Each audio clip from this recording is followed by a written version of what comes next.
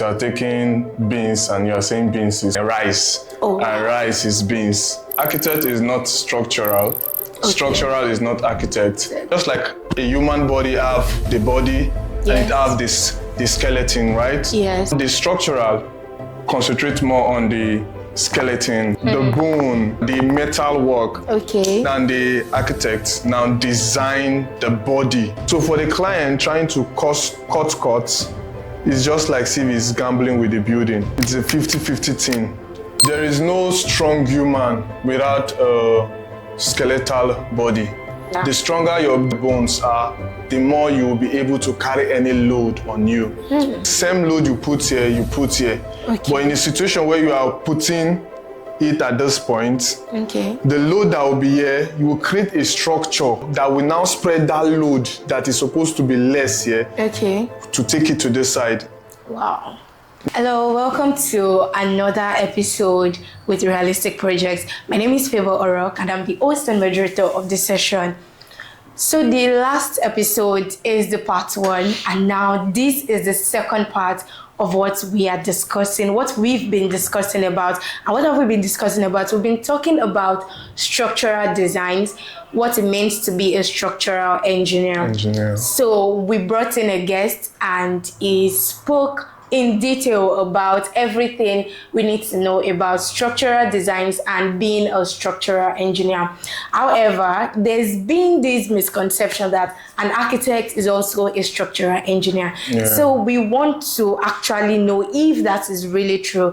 And we have an architect with us. So if you've been with us from the beginning of this session, of the beginning of the first very episode that Realistic Projects produced, you are amazing. And if you're just joining us, go over, check every other videos, everything you need to know about building, about construction. Yes, go over, listen to it. It's not just for your listening pleasure, but to also get educated. So right into what we have today.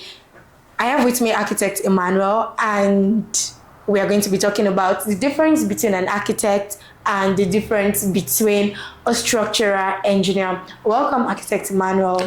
Thank you very much. You're looking, there's this aura of I'm an architect. Yes, I'm an architect. That is a very good compliment. Thank you for that. You're welcome. So there's been a misconception going around that an architect is a structural engineer. Would you want someone to take credit for your profession? They can't even take. Just for instance, you are taking beans and you are saying beans is rice, and rice is beans. You understand? Or let's even make it this way. We can get akara out of beans. Now you want to eat beans. Beans is not akara, but it can be gotten out. Yeah, something like that. Wisdom! So even if we're in that same space of construction line, you understand, we all play our own role. And we have our values. Yeah. The role we play, we put our values in it. Sure. So architect is not structural. Structural is not architect. But together, they are combo, bread and beans. Ewa going. That's amazing. Good. So now let's look at what distinguishes a structural engineer from an architect.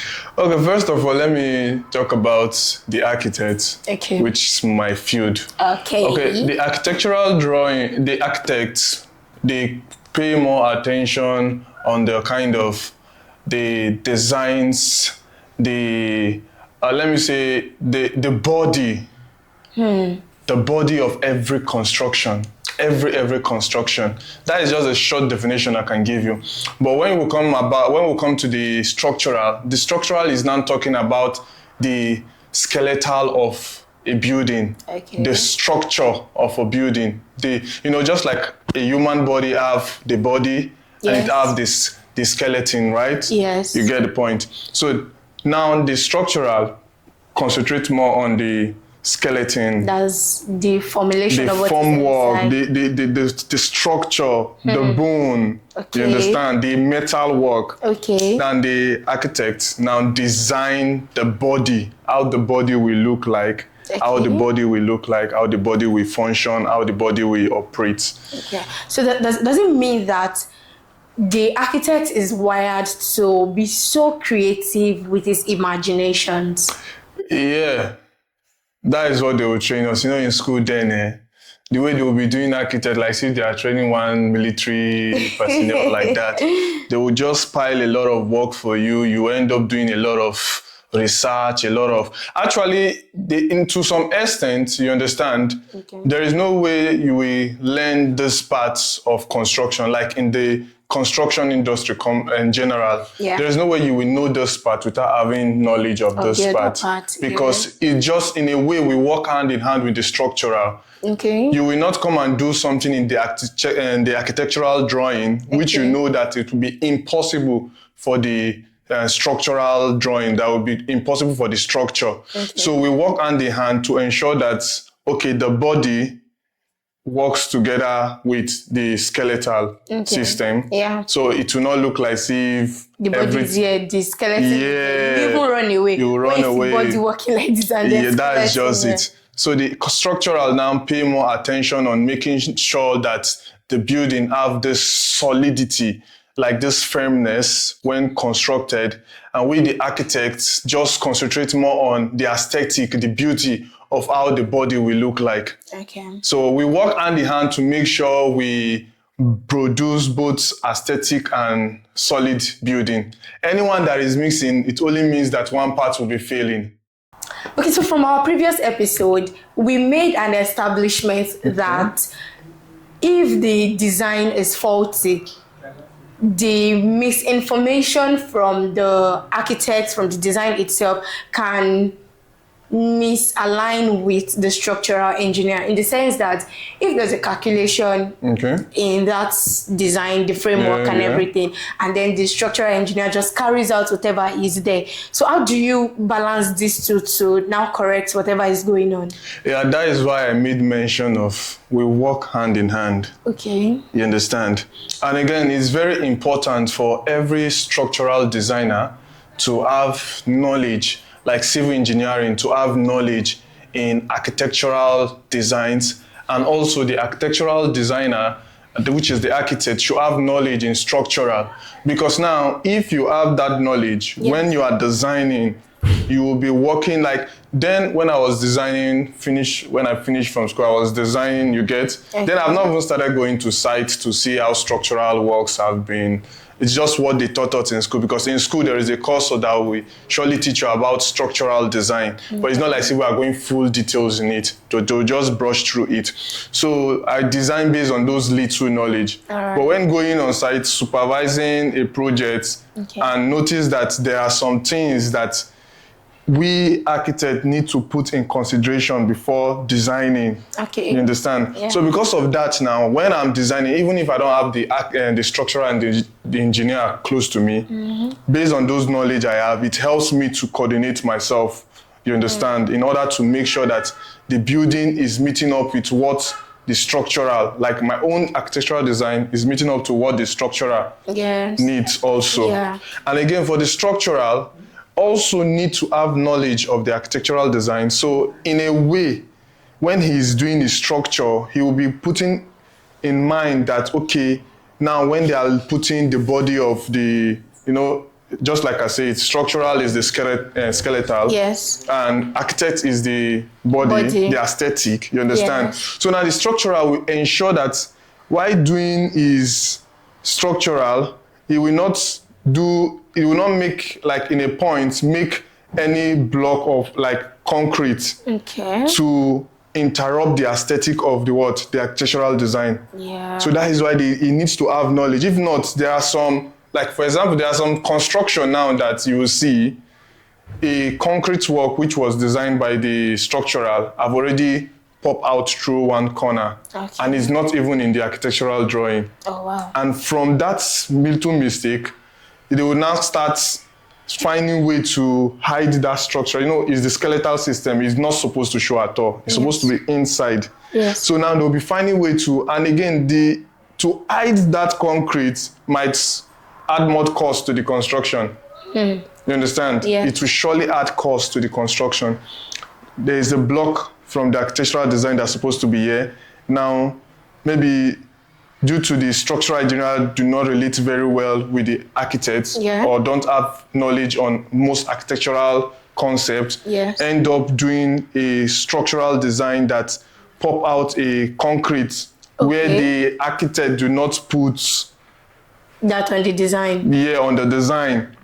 So that will really, so it's very advisable for the construction, in construction, both the architects and the structural to work hand in hand to bring out good results, which is bread and akara, or breast and beans.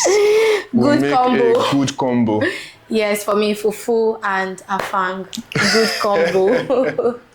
From what you said earlier on, you made mention of mistakes that can happen. Yeah. Now, I want you to run us through some mistakes that clients have made with their misconception that Shabi, you are an architect. Maybe they are referring to the structural engineer, or they're referring to you as an architect. You're supposed to know this, and that. You're supposed to this.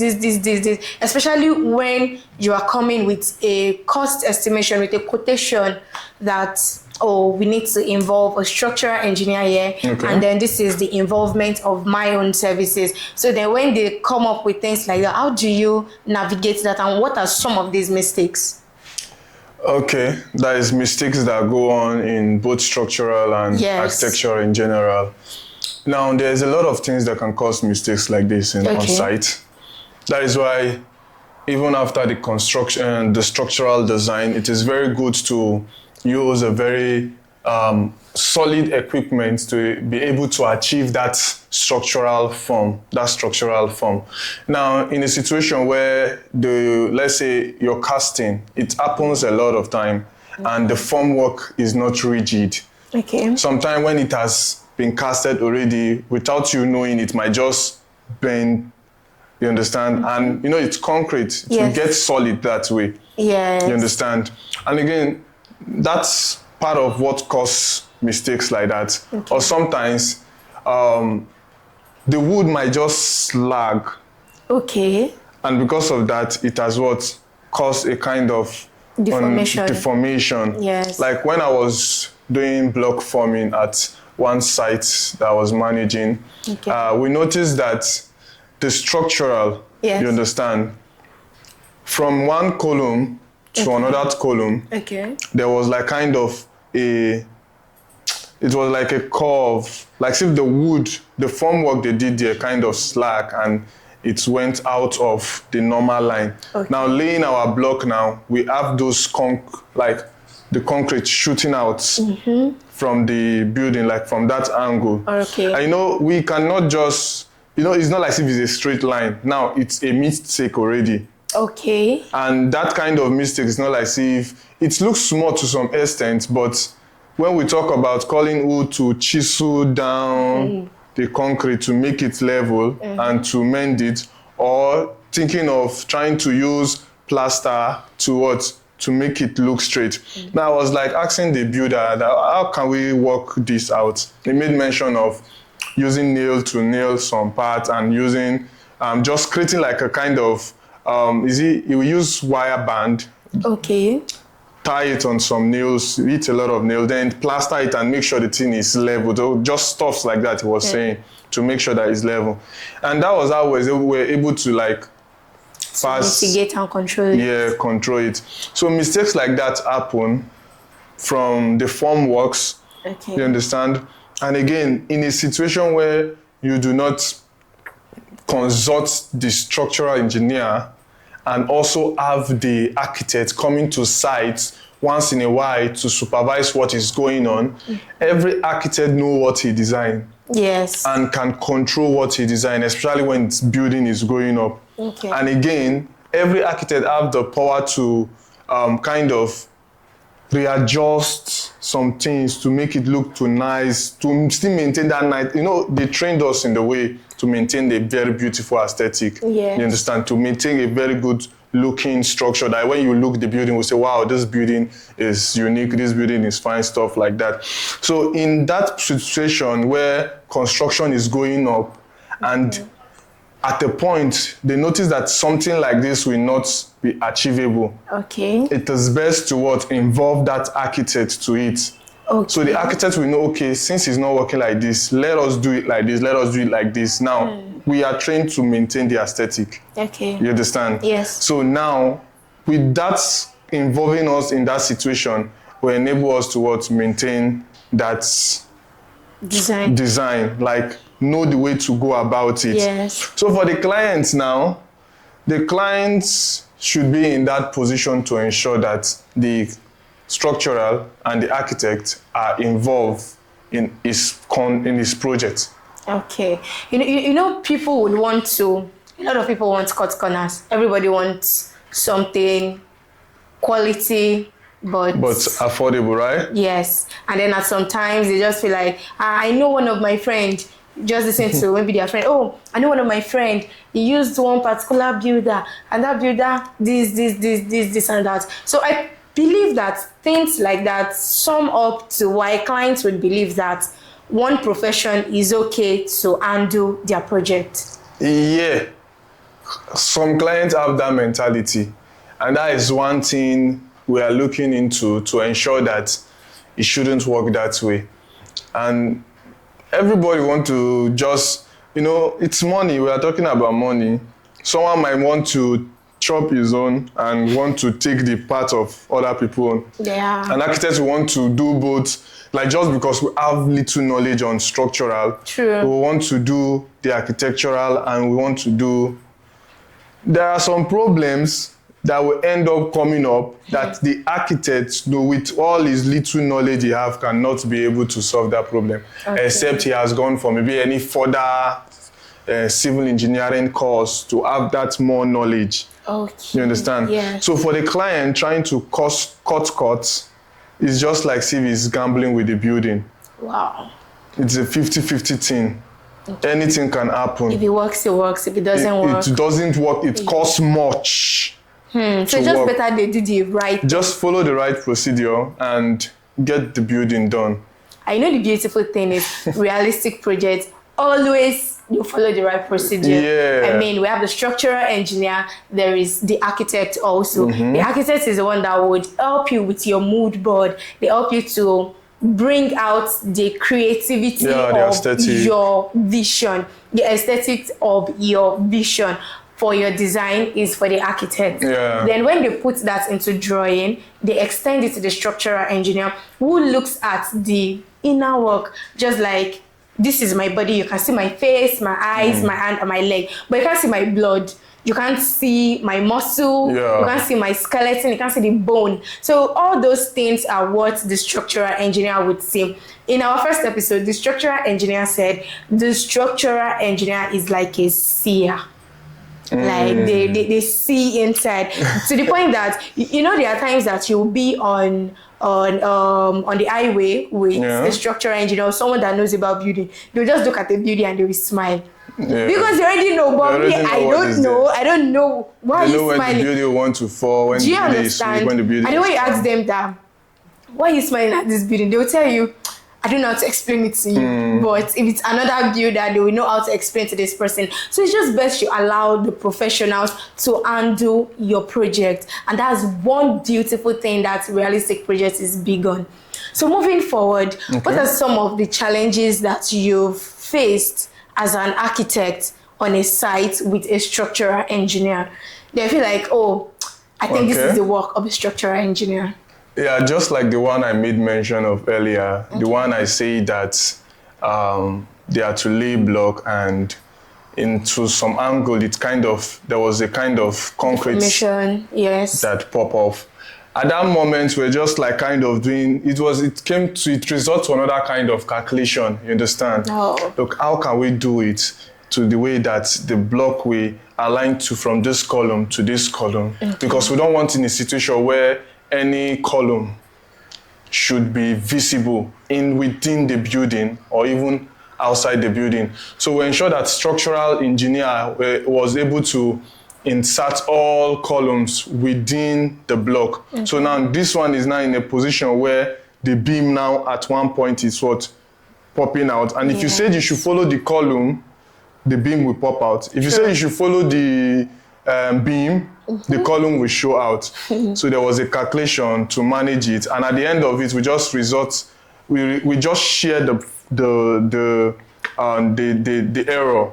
Okay. We give some part to the beam, some part to the structure, and at the end of it, we'll use plastering with that nailing on the concrete, tying some beam to like kind of form another structure. Okay. You understand, when plastering. And so that was how we're able to just come to deal with that. Wow. And it's made everything balanced. The building is the Jaba site we're talking about. So the building is solid now. You want to know Jaba site? And go and check our previous and it's in a good shape. Jaba site. And let me add again,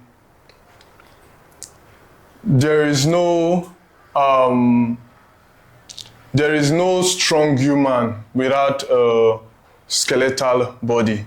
Yes. And the stronger your bones are, that is why you hear something, go to the gym and make your bones strong. Yeah. The more stronger your bones are, the more you will be able to carry any load on you.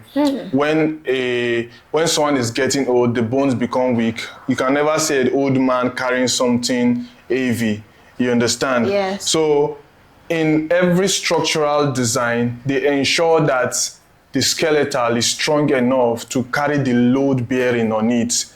Even they say they have the dead load and they have the alive load, the live load. Now dead load is all those things that cannot move. Okay. We have the roof, we have the timber, we have all those fridge and all those things and inside. This part is for the load distribution. Yeah, the load. Now the structure ensure that those loads within the building are distributed evenly. And before we go into the load distribution, that part where you said the stronger the inner body, the more weight it can carry. Yeah. Clock it, guys. I love that part. So before we go into the load distribution properly, let's go for a short break. Okay. Every great building starts long before construction begins. It starts with the right design. From architectural design that brings your vision to life, to structural design that ensure your building is safe, stable, and built to last. MEP designs that seamlessly integrate mechanical, electrical, and plumbing systems for maximum efficiency and functionality. To accurate bill of quantities, giving you a clear understanding of project costs and helping you plan your budget effectively before construction begins. So are you planning a residential home, commercial development, or investment property? Our team is ready to guide you from concept to construction. Start your project the right way. Send us a message today or call the number on your screen to schedule a consultation and let our experts turn your vision into a buildable reality. Stay connected. Yeah. So welcome back from that short break, and we are still on architect, structural engineer, and mistakes to look out for so that your building doesn't get destroyed. Yeah. So it won't collapse, you won't have any issue with your building. And like we established one thing, that it's very, very wise and it's very beautiful that you involve realistic projects in every of your projects, because we are real. Yeah. That's why we are realistic Very projects. important. Right. So before we went on a break, we were talking about load distribution. Okay. So architect Emmanuel is going to tell us the architectural part of load distribution from the foundation level, that's enjoying, from the foundation level to the other level, to the lintel, to the roofing level, to every level in the house. So it's going to give us the full concept of what load distribution is about. Are there different kinds of load distribution? Every single thing you need to know about load distribution. The way I'm saying load distribution is not that you're loading units into your meter. No, it's not that. There is load distribution, as it's going to be giving us this insight from the drawing. Is going to also tell us how it is being done in the real sense. Okay. That is over to me, right? Yes. Okay, let's start by, first of all, when we hear the word dead, some people will be scared that I would die now. No, this one is not talking about. Before you enter the dead part, what is load distribution? I want to know. Okay. Now, from the word load, from the word distribution, we already have the concept of what it's trying to say. Yeah. Load distribution is the ability to spread load evenly in every construction, directing it from the roof to the slab, to the column, to down from the roof, the beam, the column, down to the foundation. You know, they say lay a strong foundation and your house will stand strong. So the load now is being distributed evenly in a way that the ground will be able to hold the structure of your building. Just for instance, if this is to be a plane of your house and my hands is the soil, and there's much load here, for sure, this place will be coming down and this place will be going up. If possible, it will have crack in the building. So now the load distribution is enabling all the load on the building to balance on the floor, on the ground, in the soil, so that no much load will be here and less load will be here. The same amount of load that is here will be also be the same amount of load that will be at the other end of the structure. So that is just the load distribution, distributing all load to evenly, taking it from the roof down to the foundation. I think I'm already imagining how it means distributing load from one place to another, and it has to be calculative in the sense that if you don't do it right here, this place would go down, this place would go up. It won't have that balance. just like equilibrium in physics, right? Yes, equilibrium in economics. Yes. Like distributing each load to ensure that it is balanced. When there is much load here, so you put same load you put here. But in a situation where you are putting it at this point, the load that will be here, you will create a structure. Now this is a structural engineer. You create a structure that will now spread that load that is supposed to be less here to take it to this side. The load that is supposed to be much here, you will spread it and take it to this side. For it to be balanced. Wow. So that is just the concept of distribution of load. So are there various ways to this load distribution? Yeah. You were talking about dead, live. Okay, now we have the major two type of load. I don't know if there is many, but the major one is the dead load and the live load. Don't be scared of the word. Dead just mean something that is stiff. That is static, not moving. But live load is something that goes and comes. I'll use, for example, when you talk about the dead load, example is the beam. You know, the beam of construction, the columns are load that will not go out. It's always there. We have the floor finishes, the ties. They are load. The pillars, all of them are load. The railings, all of them are load. All those AC is movable because it can come and go. So those ones are live. Now, when we talk about live, we have the rain. You know, rain also had its own load to the building. The force of rain, the force of wind. Rainfall. Yeah, rainfall. Wow. Even wind. When wind is pressing, all those ones are kind of live. You yourself as a human, you're also live. Moving, You are moving around. You go and come in. So in construction and in architecture, we consider this so very well, especially the structural. Yes. The structural consider this very well, the dead load.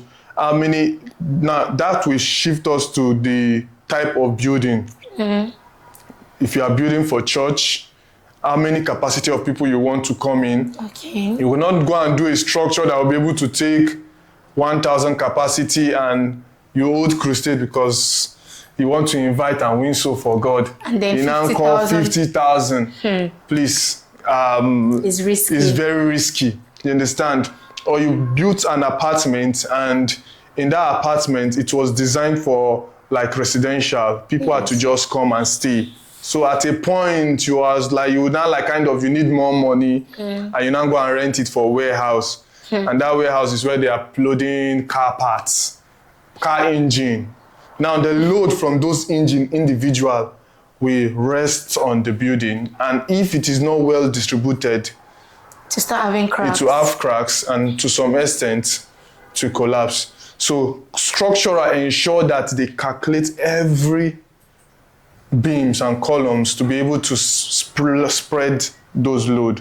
Okay. And that boils down to the type of structurals they do for it. Okay. For the concrete, they have like 50 grade, 40 grade. There are just some grading of concrete. That grade determines how solid it is.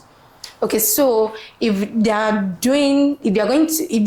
builder is doing construction work and then he has to do concrete has grades. They have grades. Okay, so there's 30, there's 40, 30, there's 40, there's 5, 50. there's 2, there's 1. No, I'm not going as low as that. So, okay. But my knowledge I have is they have grade 30, to those some. So what's the extent. effect of these grades on the building? Now, grades, it determines the mixture of concrete. You know, when we talk of structural, we are talking of the sand, the granites. Yes, the cement. The cement, and we are talking about metal rods. Yes. All these metal rods. And again, if you see those metal rods, they have different thickness. They have the 12 mm, they have the 40, they, depending on the structure. Okay. They have the 3. So now those determine the grade. What they use in making the concrete determine the grade of the concrete, the mixture. Some of it might have much cement, okay,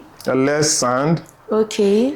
Some of it might have equal sand, and so those things that what determine the grade and how solid it will be, together with the granite stone. Okay. So we've listened to everything that architect Emmanuel said right here, and I've learned better. And by the way, off camera, he complimented me that yes. He complimented me that I am getting better at using my construction terminologies. Yeah. That's a very big plus to me. That is a very big plus to Realistic Projects also, because without Realistic Projects, I will not know so much that I know about the construction terminologies right now.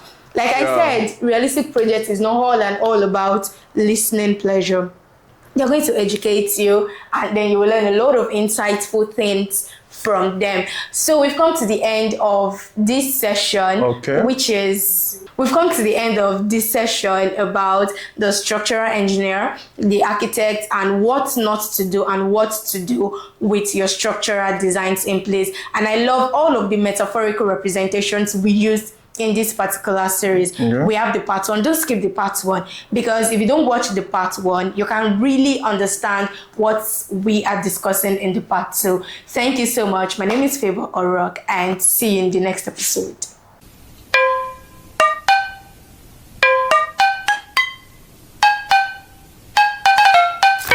Slim Shady, yes, I'm the real Shady. All you other Slim Shadys are just imitating. So won't the real Slim Shady please stand up?